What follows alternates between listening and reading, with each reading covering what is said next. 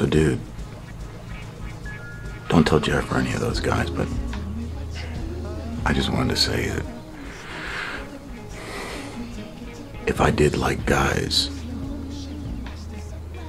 you'd totally be the kind of guy that I'd like.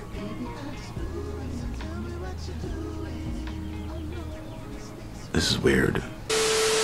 Yes, Liev. Yes, it is. Anyways, welcome back, true believers, and all you spectacular Spidey fans, to another Spider-Man Into the Spider-Verse related video. Now, I would have reported on this news sooner, but I was busy making all those Spider-Man PS4 videos. But I'm here now, and I'm going to be discussing this new article that was posted on Collider's website talking about Spider-Man Into the Spider-Verse. So for those of you who don't know, Liev Schreiber is Sabretooth from the X-Men movies and also Ray Donovan in the TV show Ray Donovan, and he is also going to be one of the voices of the characters in Spider-Man Into the Spider-Verse. And there's a lot of speculation going on as to which specific character he could be voicing, mainly Morlun from the Inheritors or maybe Norman Osborn. Now, even though we don't specifically know who Liev is going to be voicing in the movie, we did get a couple more details about the movie overall. So the title of this article states, Liev Schreiber reveals animated Spider-Man Into the Spider-Verse will be anamorphic widescreen. So the article goes on to saying, during a roundtable interview for Wes Anderson's Isle of Dogs at the ongoing 68th Berlin International Film Festival, our own Steve Weintraub had a chance to ask the stop-motion movie's star Liev Schreiber a couple of questions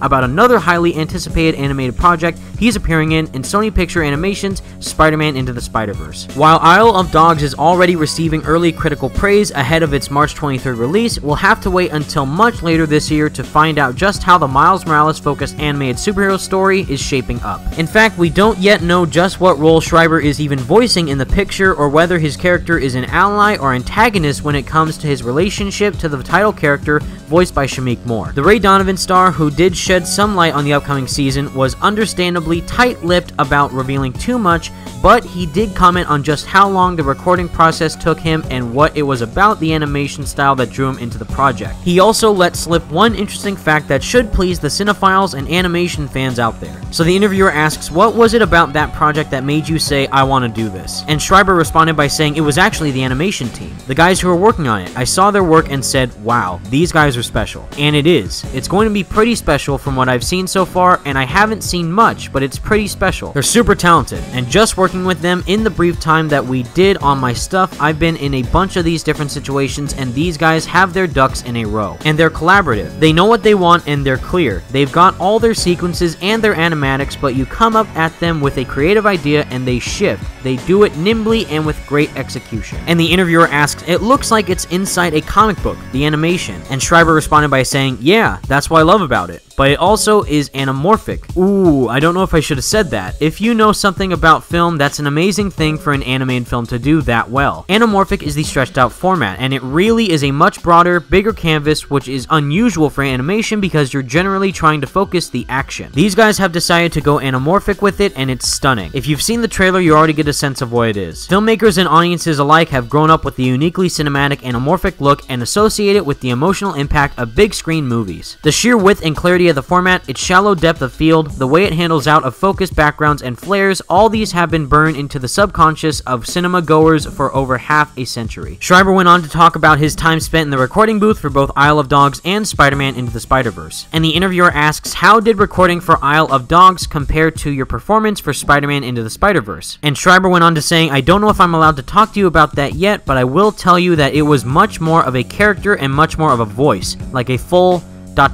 We took some big chances on that. By the way, it looks amazing. And the interviewer's final question was, compared to the amount of time though? And Schreiber responded by saying, it was a lot more work, but one session. But you know, I'm fast. I'm good at this stuff. I got a lot of practice with this from doing Dogs and spending so much time in the recording booth. And also from directing a little bit. I know the shortcuts. I can tell when a director doesn't like something, and I can tell when they want to go. Especially with voice work. You can't be too precious about your work. That didn't work, goodbye. So I find Liev Schreiber's interview extremely interesting about how the movie is going to look visually, as well as how his voice performance is going to be in the final film. And just like the article stated, we don't know for sure who he is going to be playing. That could be a protagonist or antagonist of the movie, but I know for a fact I'm just really excited to see who he's going to be playing in the movie. But anyways, guys, that was Liev Schreiber's recent interview about Spider-Man Into the Spider-Verse. Please let me know what you guys thought of it in the comments section down below. Who do you think he is going to be playing in the final film, and are you excited for the movie? Because I know I am. Anyways, guys, thank you so much for watching. Stay spectacular, Spidey fans. Peace out.